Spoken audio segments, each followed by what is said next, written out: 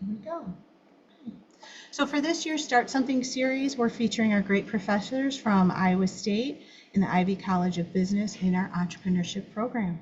Today we have Paul Hermann, who is professor of entrepreneurship, Mike Howard, professor of management and entrepreneurship, and Shane Grivich, co-founder and chief strategy officer of ChartSpan, who will be presenting on our entrepreneurial passion. We'll be exploring how it offers advantages in media communications, venture success, and Shane will share some insights of the role of passion in overcoming challenges. Gentlemen, thank you for joining us today and putting work into this session. I'm going to turn it over to you and let you take it from here. Okay.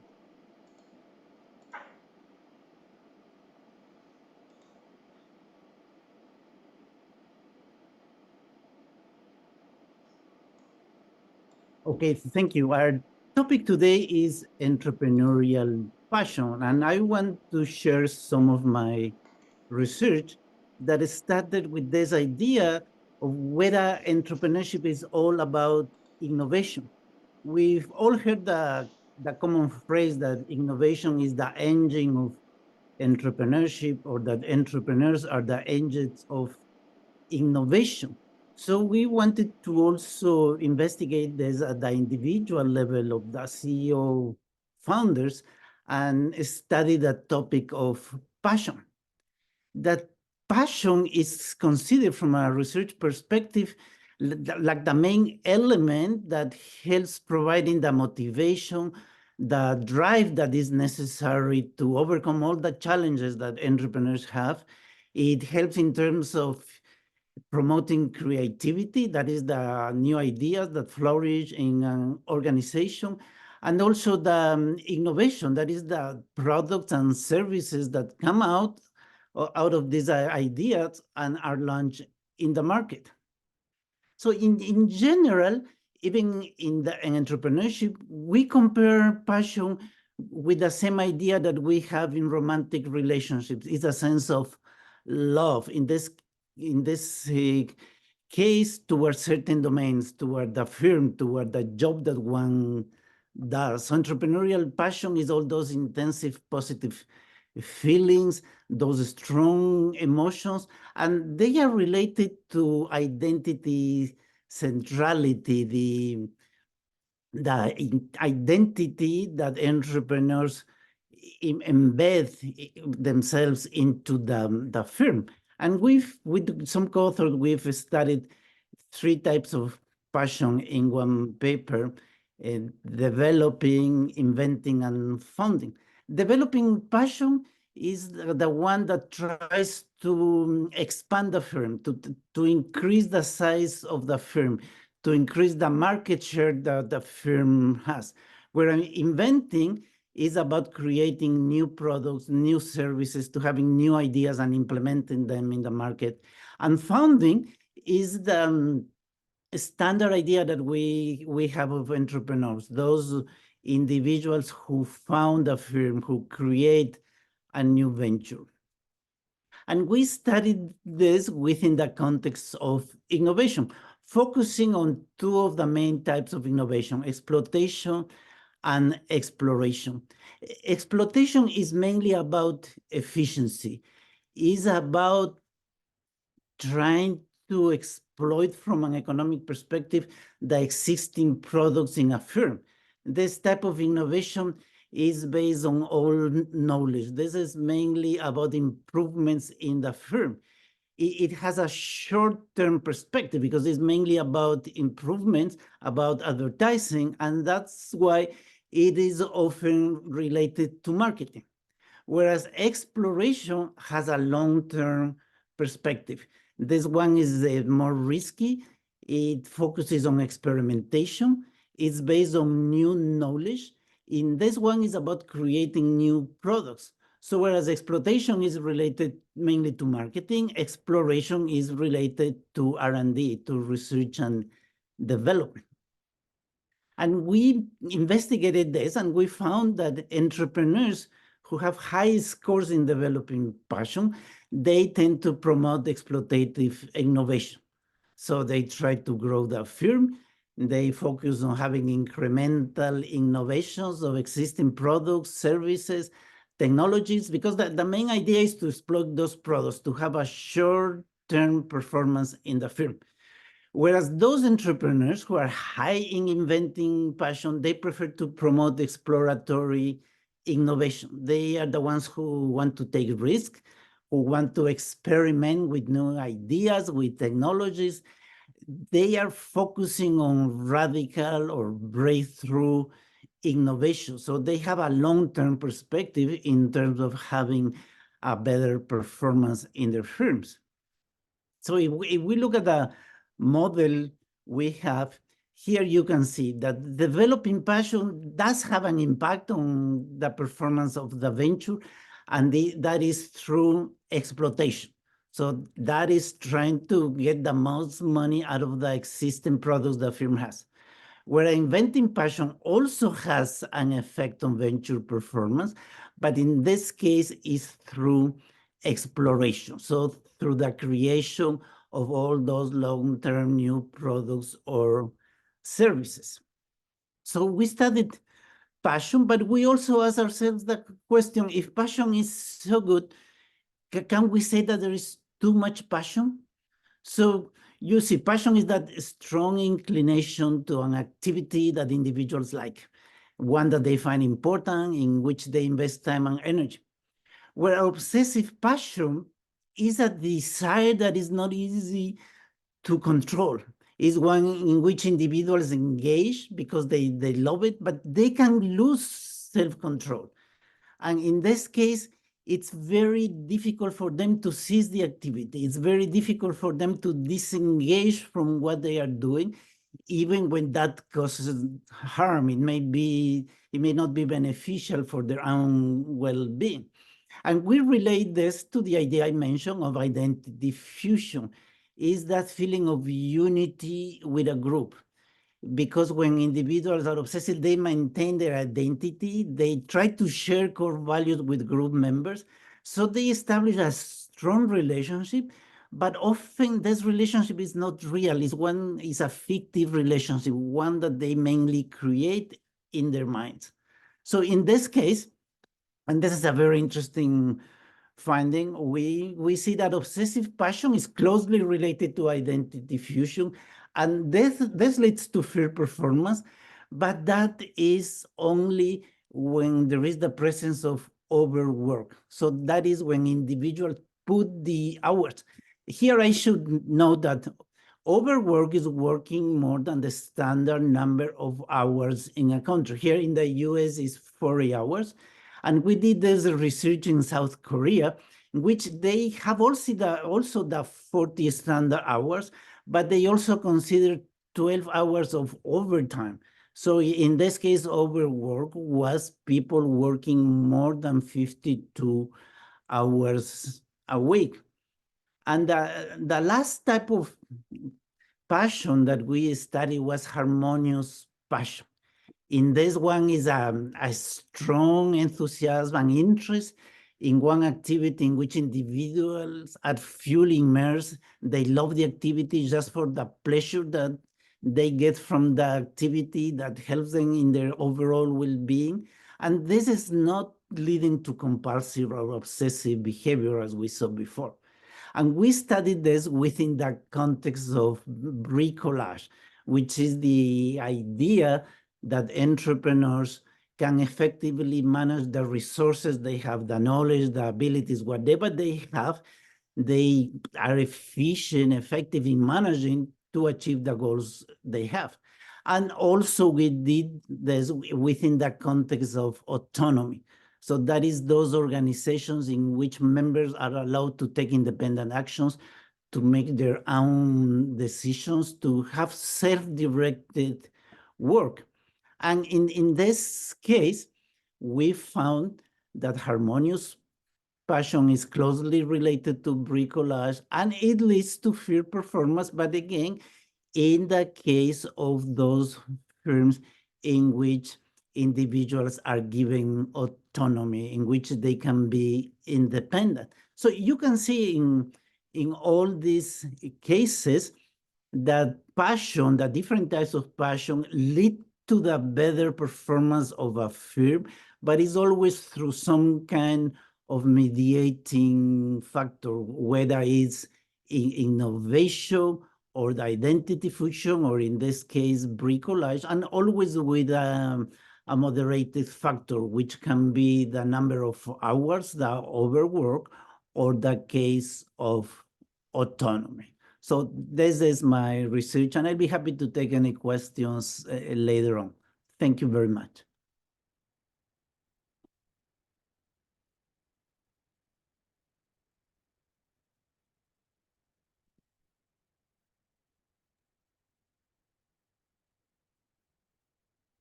Great, thank you, Dr. Herman. I'll go next. So let me just share my slides here with everyone. Hopefully I can manage the technology okay. All right, so I appreciate that how Dr. Herman has laid a nice foundation for our conversation about entrepreneurial passion.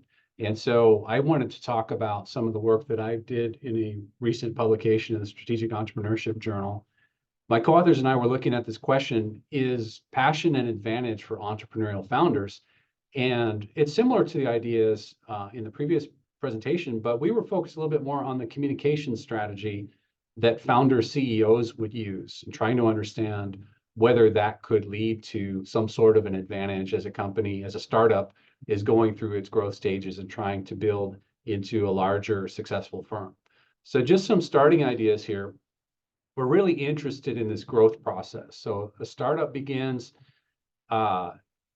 building on the ideas and the enthusiasm of the founding team, but at some point it experiences, and we know this from having talked to quite a few entrepreneurs, I know Shane can speak to this a little bit later perhaps, they experience growing pains where you get into more complexity, more processes that the founding team may not be fully equipped to handle. And there's this tendency in some cases to bring in what we call the quote unquote professional CEO, the leader that's hired by that team to come in and take the company to the next level.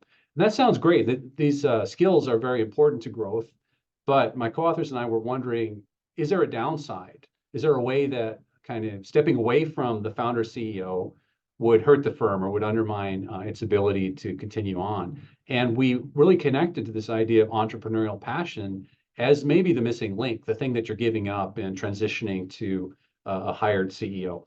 So just to talk a little bit more about this idea of entrepreneurial passion, we know from research, from conversations and things of that nature, that founder CEOs bring a lot of passion to their work that tends to make them more persistent. When they encounter challenges, they're better able to work to overcome those challenges. It makes them more effective in pursuing new opportunities. That's just something that founders seem to do very well. As a result of this passion, when they communicate this to an external audience, to the public, to the customer, et cetera, that can enhance the visibility and reputation of their company and could attract maybe investors or consumers to purchase their product, or even firms that might be interested in acquiring them down the road. I think a really good, I think a really good example of this was Steve Jobs. When he was around, as we know, he was one of the original co-founders of Apple. Something that I noticed is that Steve Jobs was always the one getting up on the stage when they would do a big media event to launch the new iPhone. And he wouldn't just go through sort of a dry communication of the new features of that phone. He would always tell a story. He would always build a lot of suspense or a lot of excitement around this launch, to the point where the media just went crazy anytime there was one of these events that he would host. I think that's kind of a good example of what I mean and how this passion can be conveyed uniquely from the entrepreneurial founder. So the idea around communication, just a couple more thoughts on that. The benefits of passionate communication from the founder, for one thing, it can allow the company to demonstrate its quality. When Steve Jobs gets out on the stage and talks very convincingly about the great technologies that they've loaded into their new products, that's a signal of quality. The public can react positively to that and think, hey, this company's headed in a good direction. They're doing some really interesting things. The founder CEOs might also communicate more frequently So they like to get out there and talk about their company. They want to give interviews, they want to give speeches, they want to issue press releases. And that can do something that we call legitimation of the new ventures activities, meaning that the public will increasingly view the activities, the products of that company to be legitimate and worthwhile. And as a result, they might buy into what they're doing a little bit more. Just another real world example that I like to talk about. We all know Jeff Bezos, and we know him as one of the founders of Amazon, but he's what we call a serial entrepreneur, someone who has continued to engage in entrepreneurship over time. And one of his fairly recent ventures is Blue Origin, this rocket company. The interesting thing about Bezos is that he's very clear in his communications regarding the topic of passion. So I've got a couple of quotes from him. First one, he talks about when he was a very young child, he was watching the Apollo moon missions way back in the prior century, before maybe many of you were born. But that really triggered passion for him about space, rocket engines, space travel, and so on. And that led him to be very interested in launching this rocket company, which is clearly a very different type of business than what he did with Amazon. And I like the quote that he puts in here about, that I put in here about passion. He says, "You don't choose your passions choose you." And I think arguably, if you look at the interviews that Bezos has given over time, and the statements that he's made, it seems clear that he's communicating passion for business and for entrepreneurial opportunities over the course of his career. So a little more on what it is that founder CEOs are able to do. So when we talk about communication, as we're kind of getting towards the specific things that we were looking at in our study, we're looking at media strategy. So an important thing a startup has to do is figure out how we're going to communicate with the outside world and represent our company. It's clear from the literature that one of the things that founder CEOs do is what we call storytelling. As I mentioned earlier, Steve Jobs would not only talk about the characteristics of a product, they paint a picture. Where did this company start? What's the benefit to society of this company growing and thriving? How does this current product fit in? And then maybe more importantly, where are we headed down the road, to just create a very good impression of the company for the public and for the various audience members that are important to the success of a firm. So in our research, something I always like to do, rather than just relying on some theories or some assumptions, I like to go out and talk to real world people. And so one thing that we did in writing this paper is go out and chat with a variety of different real world entrepreneurs to get their thoughts on this topic of passion and communication. And so first one that we talked to noted that whoever is this quote unquote entrepreneur, the one who's going to jump in and build a company, it's the enthusiasm and passion to make a difference in society that's really kind of unique in the way that they communicate to the world. Another person talked about when the person who actually founded the company is the one that gets out on stage, they know everything about it, they're passionate about it, it tends to get a different type of reaction or different type of attention than when it's just an outside or professional CEO. And then finally, back to this topic of storytelling that I described earlier, this story about how did you come up with your idea, how did you get to where you are today, it's really only the founder CEO that can communicate those ideas. It'd be difficult for a professional CEO to do so. And so there's really something unique about that founder CEO in the way that they communicate the progress and success of their company. So just to briefly talk a little bit about the design of our study, we collected a really big data sample. We studied over 2,200 technology firms founded in the US between 85 and 2000 that received some type of venture capital funding. And then we tracked all of these firms through 10 years after the date of their founding. We also collected almost 60,000 press releases that these companies issued, because we wanted to see how are they communicating to the public? What is it that they're saying? And there's a very powerful tool called Python programming that allows us to examine a text document such as a press release and get a sense of whether it has a more positive versus negative tone. There's a lot of things that you can do with Python, but that's kind of what we focused on here. Positive tone would be if it includes more terms such as achievement, confident, excellent. That would tell us that the communications coming from these companies did tend to be more positive or not. And then finally, we tracked did the founder remain CEO, or was that person replaced by a professional CEO at some point during our data? And then if or when did their startup go IPO? The initial public offering, especially for a venture capital-backed company, is a huge milestone.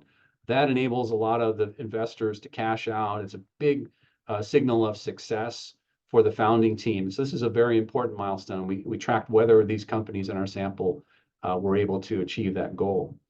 So just to summarize what we found, the results were very clear. It popped out of the data quite clearly. It's at least in our sample, founder CEOs do tend to communicate with the public more frequently. They would issue more press releases. They would engage in more types of communication with the audience. They also tend to use more positive language. Their companies are more likely to go IPO, which is very interesting. But I think the most unique and interesting finding out of our study is this role of positive communication, that really accounts for a lot of the reasons why the founder CEO is so important to the success of the company. And just to show this visually, so we have this direct link, founder CEOs lead to greater likelihood of IPO. It's this positive communication is an important step in between those two. And interestingly, compared to Professor Hermann, this follows along with this idea, this is a mediating relationship, that there's something that's in between founder CEO or entrepreneurial passion and firm performance that accounts for it, that helps drive that result. And in our case, it's clearly positive communication.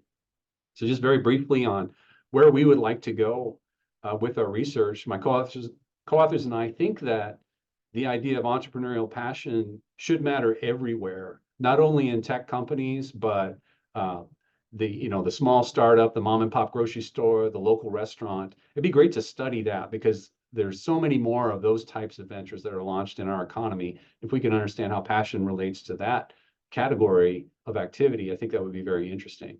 We think the timing of the transfer to the professional CEO may be really important. So how long do you wait until bringing this next person in? Is it possible to gain the advantages of the founder's passion over a period of time and then make a good transition to the experienced leader?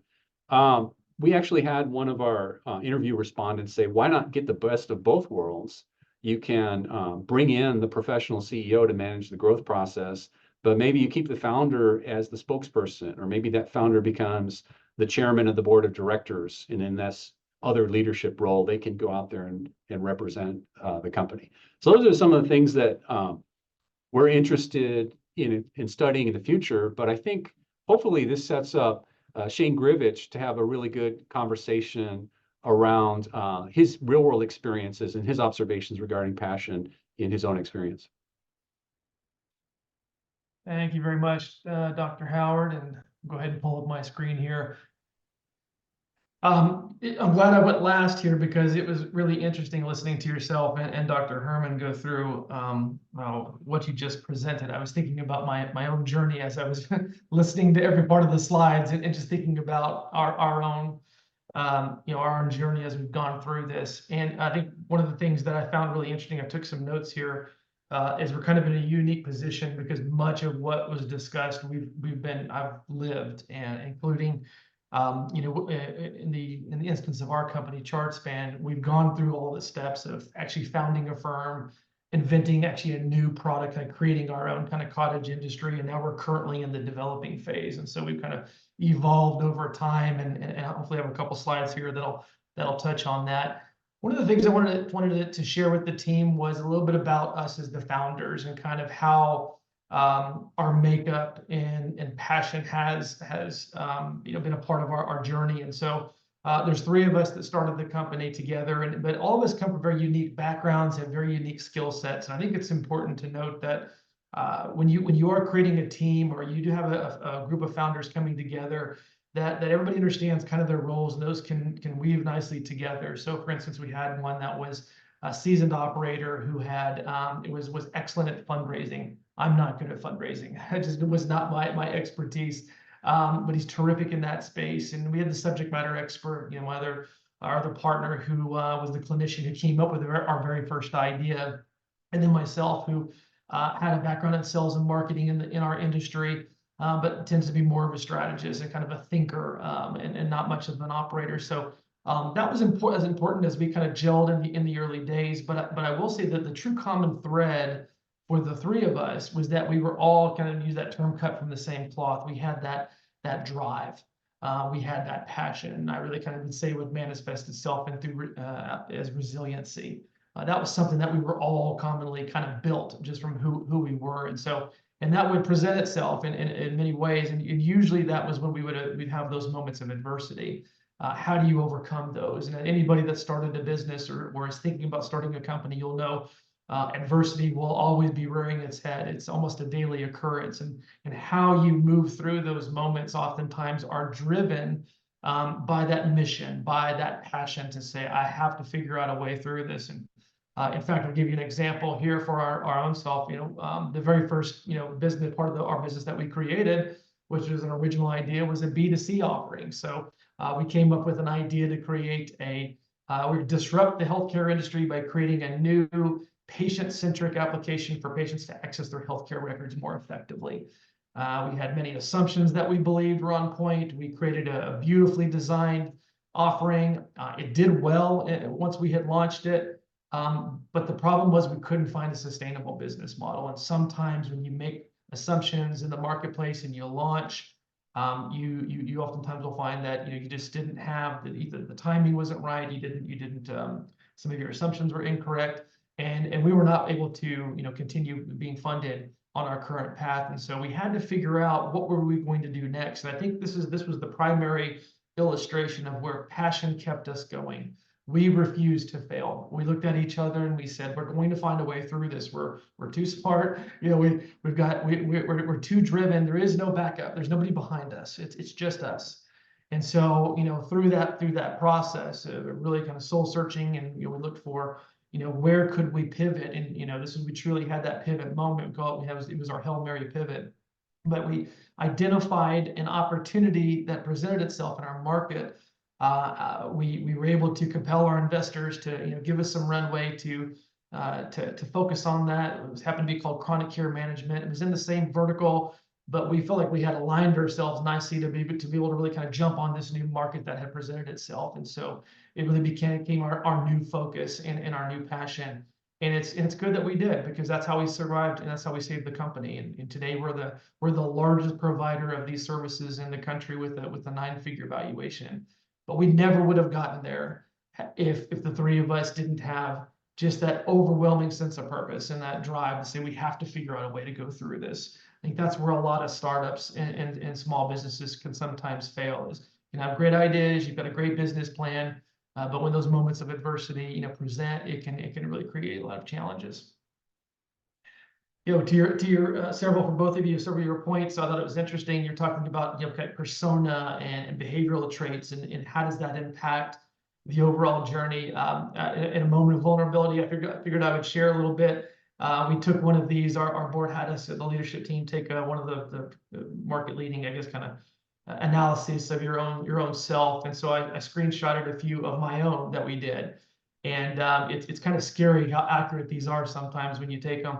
But what was interesting, again, that common thread was those of us that were founders or had been founders that took this test all had very similar results, really around their behavior patterns. And if you look at, like for instance, in the summary for myself, it very much, I think, encapsulates that what you would think that entrepreneur, that founder style is.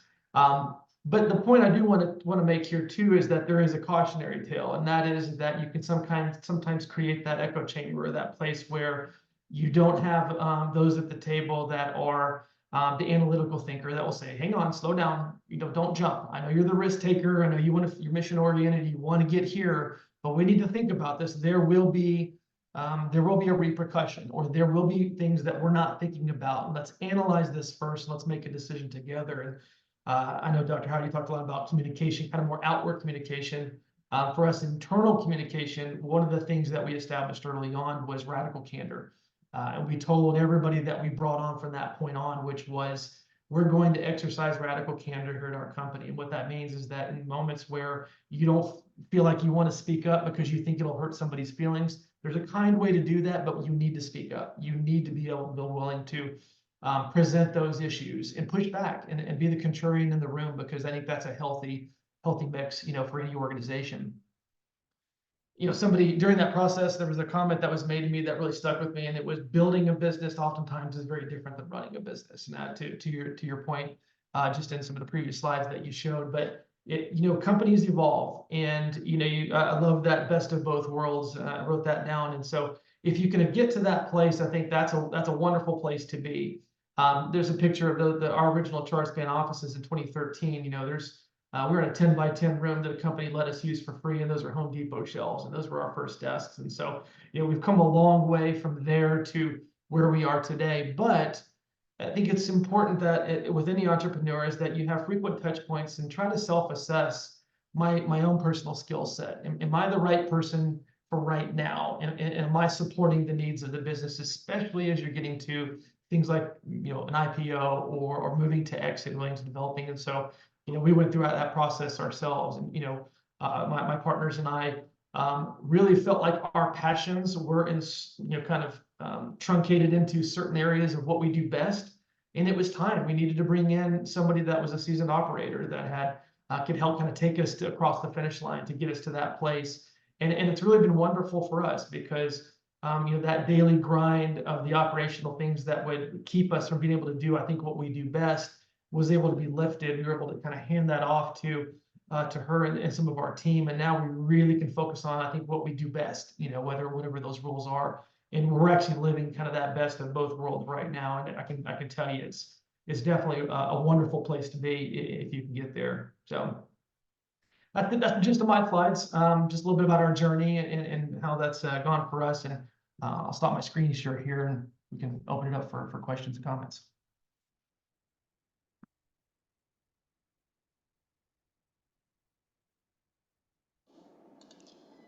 Great, thank you very much. That was very enlightening, and you definitely see those passion viewpoints in all the different entrepreneurs. And like you said, whether you're the founding entrepreneurs or the CEOs that come into it, and hoping that they have those same passions that you have when you first started the company.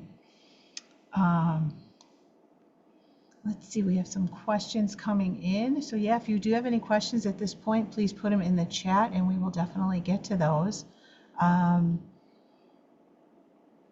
So Judy asks, Mike, if the founder CEO is the most passionate company leader, do we need to do a better job of teaching founders how to be CEO, to be a CEO? I think it's a really good point. And the answer is yes. Anything we can do to prepare them as they get into that growth stage to understand the process and how that process is going to change, I think that would be helpful. Having said that, I don't think we'll ever step out of this idea of specialization, because a guy like Shane has that ability to see an opportunity, the tenacity, the passion to pursue it. But I have another friend is currently the CEO of a company down in Texas, and he's kind of this professional CEO who's hired by private equity firms. They'll put him in charge of a company, and they want him to grow from medium to large or something in that range. And just having gone through that multiple times, he has a lot of skills and insights that an entrepreneur may not have. And so maybe the best we can do is teach the founders, the entrepreneurs, how and when they might want to consider the transition and how to manage that well. Because I think there's always a time to bring in additional expertise. But good question. Judy also said, bravo on your drive to succeed, Shane. Tia asks, what is the difference between founder and CEO mindsets?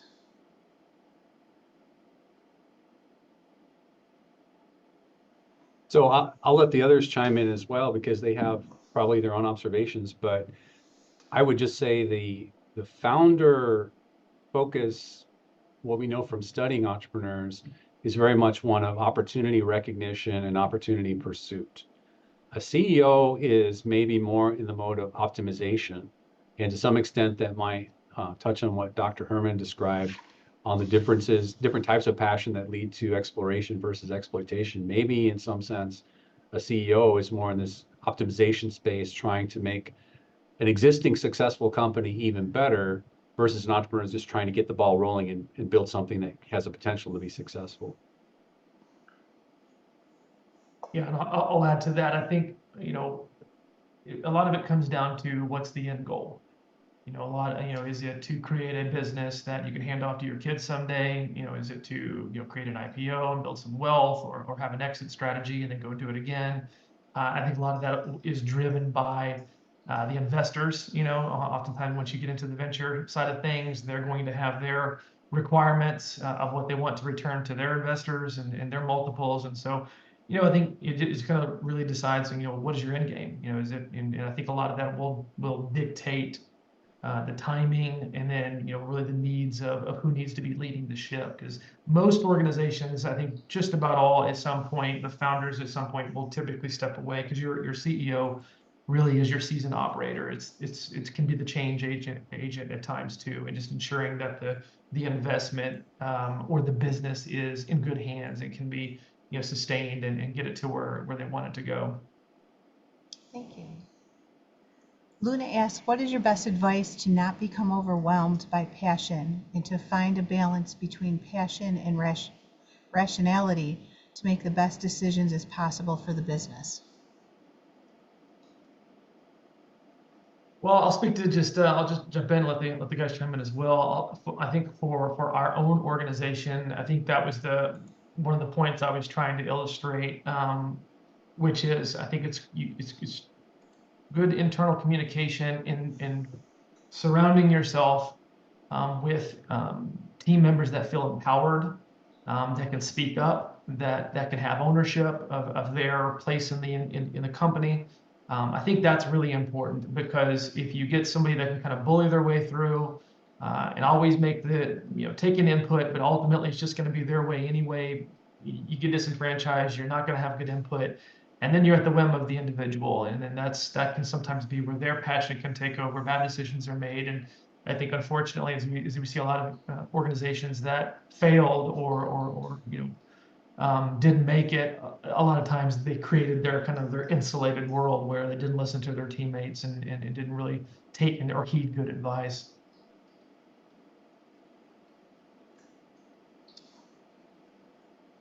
Well, I think you're still muted.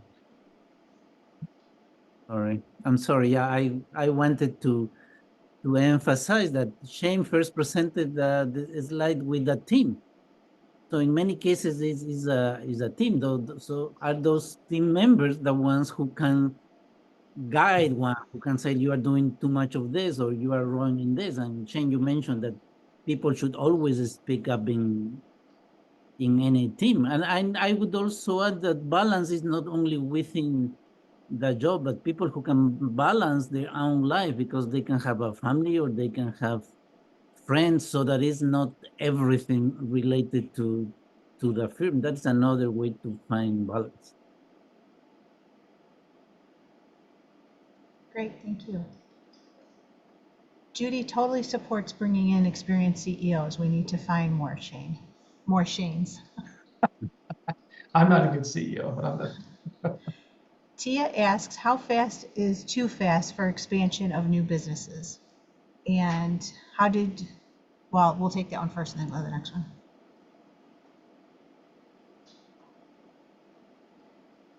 Mike, Paul, you want to take that one? There might be some research you've done where you've seen some commonality there potentially. I think, yeah, I can speak to one aspect of this. As I mentioned, our study focuses on venture capital-backed firms in the technology space. And the venture capitalists feel that they have a good handle on this issue, because what they will do is they will stage their investment into very clear milestones, and they will have the company reach a certain level of success, whether that's first product launch, some kind of amount of sales, whatever the metrics might be. And then over time, as the company walks through those steps, they'll provide more and more investment, because they know that that will fuel future growth. And so I think there is, I wouldn't say there's like a formula, because it certainly varies by industry, type of product, whether it's a capital intensive industry that requires a lot of investment versus something more in the space of software that's more intellectual and human capital. But yeah, there's kind of a progression of milestones that you have to achieve, and it has to be done in the right order. If you try to do things out of order or do things too quickly, then it's not going to, I think, not likely to be sustainable growth over time. Yeah, I'll just quickly, you can absolutely grow yourself out of business. That can happen, because the market can shift quickly. If you don't have, if you're not cash flow positive, which a lot of early startups are not, and a lot of times that's by design. Many of the venture firms want to grow, so they're saying, hey, we're good. We're good not having hitting EBITDA. We're good with just wanting to chase growth because there's market opportunity. But you need to be able to shift if if the markets change, if there's issues that arise, so that you can stay sustainable and you're not having to constantly raise capital. Because if you get to that point, oftentimes the capital will dry up, or the metrics you're just not hitting. You can grow yourself out of business really quick.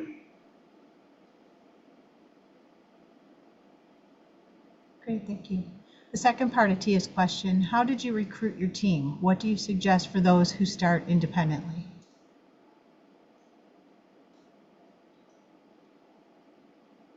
I can speak to a little bit of our experience. I think it changes and it evolves. In the early days, you're looking to try to make your best decisions on who can help you at that stage. I think it's important to note that as the company evolves, the type of team member that you're going to need is going to change, and their level of experience. A lot of times too, in the early days, you don't have a lot of money, and so it's hard to be able to go and get seasoned operators. You might have to take a chance on some team members that are less experienced but have that passion or have that drive, or you feel like are a cultural fit. There's not a perfect answer to that. I don't know if the gentlemen, if you want to chime in as well, but I think it's just you have to do your best to gauge where you are as an organization. What are your immediate goals? How can they fit in? And where you are as an institution, and kind of what is the next couple stages, and kind of try to be thinking a couple stages ahead. Well, I'd make one observation from Shane's presentation. He made it clear that the team had complementary skills. So it's not that everyone was a technology person, everyone is a finance person. They had their expertise in different areas. And so as you seek out new contacts, people that you would consider joining a founding team, think about that. What is your strength, and how can they make up for an area that you're not as strong? Because that's probably, the research shows, in fact, that is probably a better path to success. And then certain aspects of team dynamics. On the one hand, people who have the similar backgrounds tend to communicate quickly and well, and they think alike. So that's the good thing. But the downside is a team that's not very diverse isn't as creative. So if you build a diverse founding team, you tend to come up with different variety of ideas, which can lead to directions that you hadn't considered as an individual. It can also be a way to insulate against big change in the market, because diverse creative teams are more likely to adapt. And so it's kind of a trade-off. I think you want to balance all of these things, but definitely put some thought into those as you build out your team and try to get things started.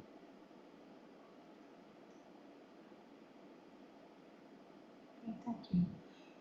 Let's see, Luna said, thank you for your answers. Tia asked, how do founders initially start getting into venture capital investments or other investment not from family and friends?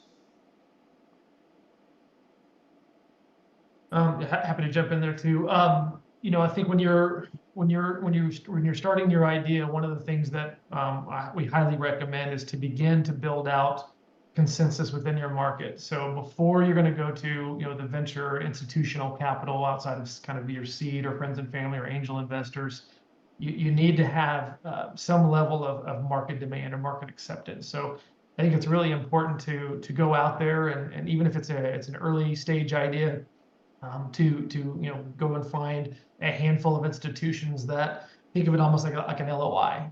Say, hey, we've seen what you're doing, we think this is interesting, we would be open to purchasing your services or product once it's ready. And so beginning to build that kind of consensus, I think, is is important. And so, and then as you begin to build your pitch decks and start to go out to raise institutional capital,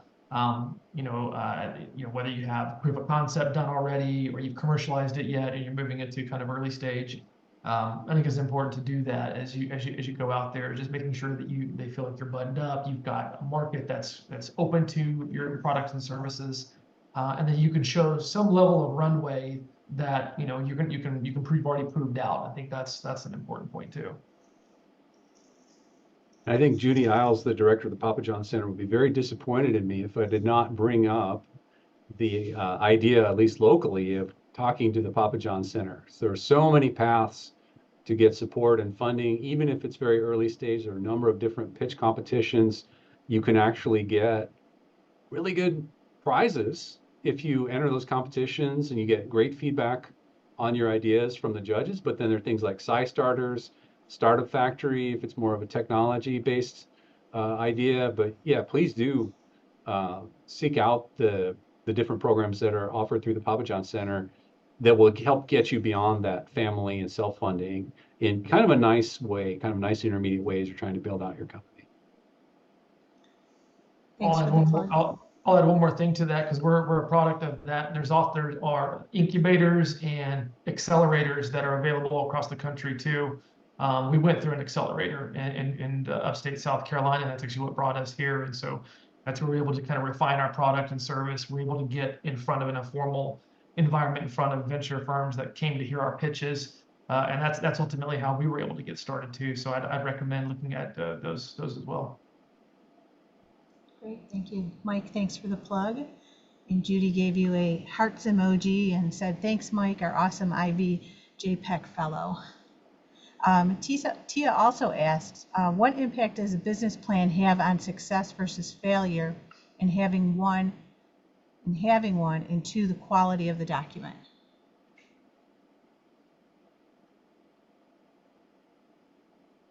That's a very interesting question. So this makes me think a lot about the way we've designed our MBA program. So we teach MBA students to maybe in some cases engage in entrepreneurship, but maybe more often go to work for an employer. We're teaching them very much this planning process. And so the business plan has a lot of advantages in terms of getting you to think about all the different aspects of your plan, of the market that you're going to pursue, the finances, type of money that you're going to need from an investment standpoint to be successful. So that's very valuable.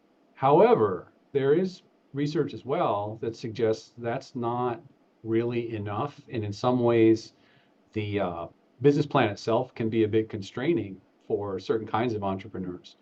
Dr. Hermann mentioned this concept of bricolage, which is really an alternative approach for entrepreneurs, different from planning. That's more, forget about writing up the big plan of here's all the stuff I want to buy and all the resources I'm going to need to launch this company. You start with the question, what do I have? What's available? Do I have some computers? Do I have a friend who has knowledge in a certain area? Do I know somebody who works in a distributor service that can get my product out there?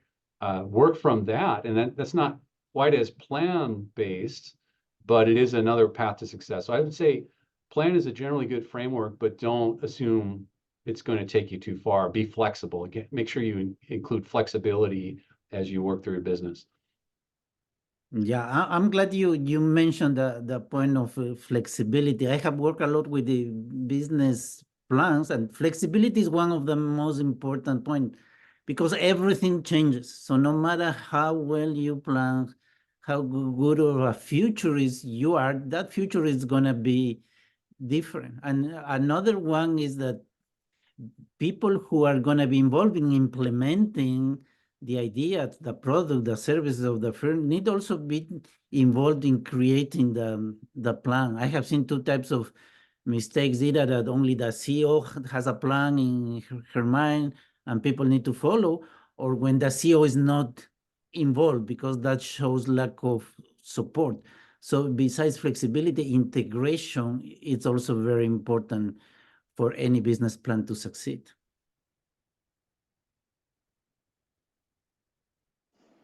Thank you.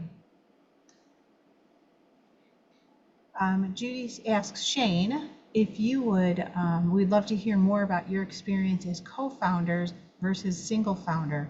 How did passion and innovation drive you, and what have you learned through the founding processes? Sure.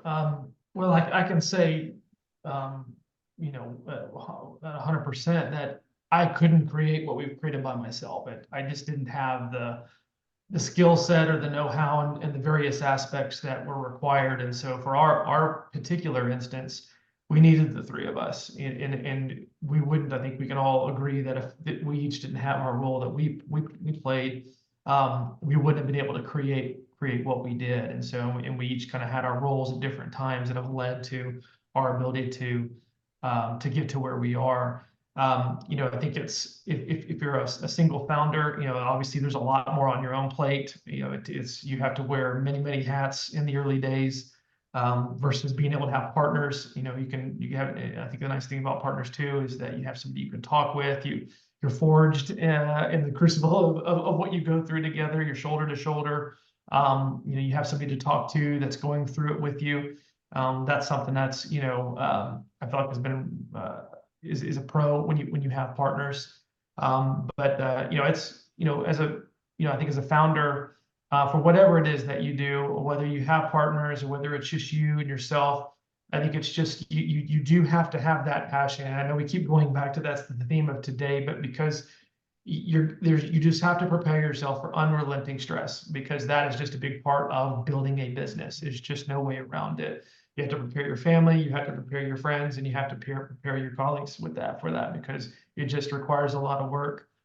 There is a lot of adversity, and there's a lot of stress that comes with it. So being able to share some of that stress, many times is really nice, having partners versus just kind of being out there on your own.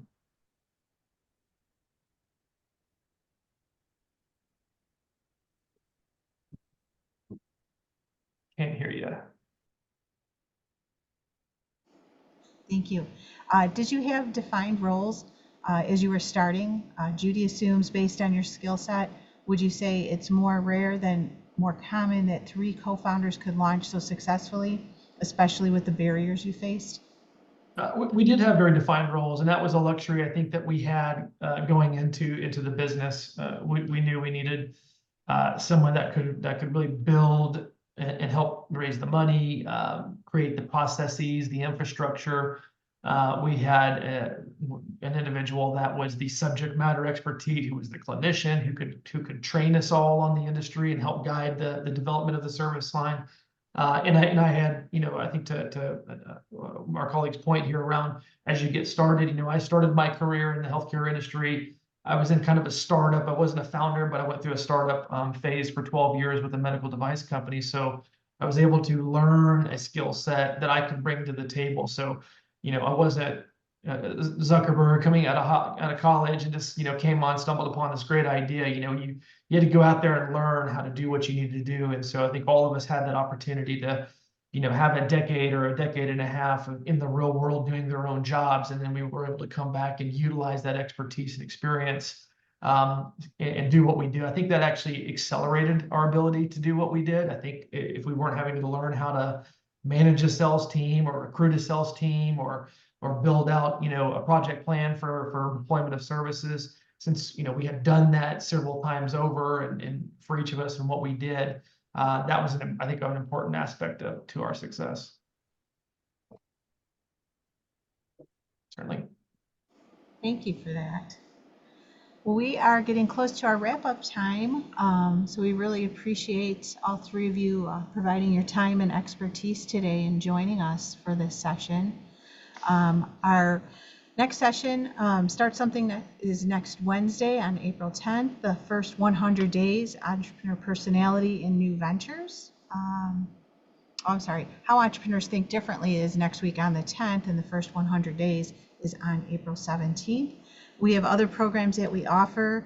You can check out our website, isupjcenter.org, to look at our events page. We have Startup Sales Fundamental Series coming up through the ISU Startup Factory. That'll be live in person here at the Research Park on Friday the 19th from 1 to 5. And then our Iowa Veterans Entrepreneurship Conference coming up in May for any military affiliated persons who are wanting to start and run their own business or actually have done that. So you can register for all those events on our website. So thank you for spending your lunch hour with us. Look for this link that will come out in email either later today or tomorrow that you can rewatch this program or share it with others. And we look forward to seeing you again next week. And speakers, thank you for facilitating today. Thank you. My pleasure. Thank you. Thanks.